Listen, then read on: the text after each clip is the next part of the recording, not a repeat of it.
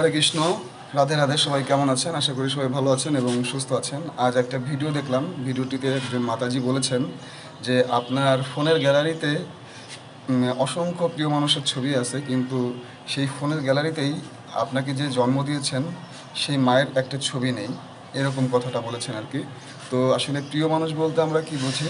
আমাদের মা বাবা ভাই বোন এনারাই হচ্ছে আমাদের প্রিয় মানুষ। তো এনাদের ছবি যদি আমাদের গ্যালারিতে না থাকে তাহলে আসলে সেটা খুবই দুঃখজনক।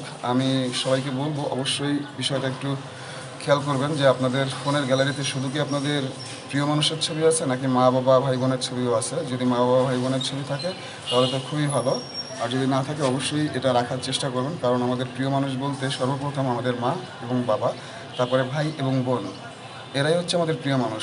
আর যেটা আমরা আসলে সত্যিকার অর্থে এখন যেটা বুঝি প্রিয় মানুষ, যেটাকে আসলে জীবনসঙ্গী বা গার্লফ্রেন্ড বয়ফ্রেন্ড এগুলো আসলে প্রিয় মানুষ তো পরে। আগে যেটা ছিল সেটা হলো প্রিয় মানুষ মা বাবা ভাই বোন পরিবার। হরে কৃষ্ণ। সবাই ভালো থাকবেন এবং সুস্থ থাকবেন।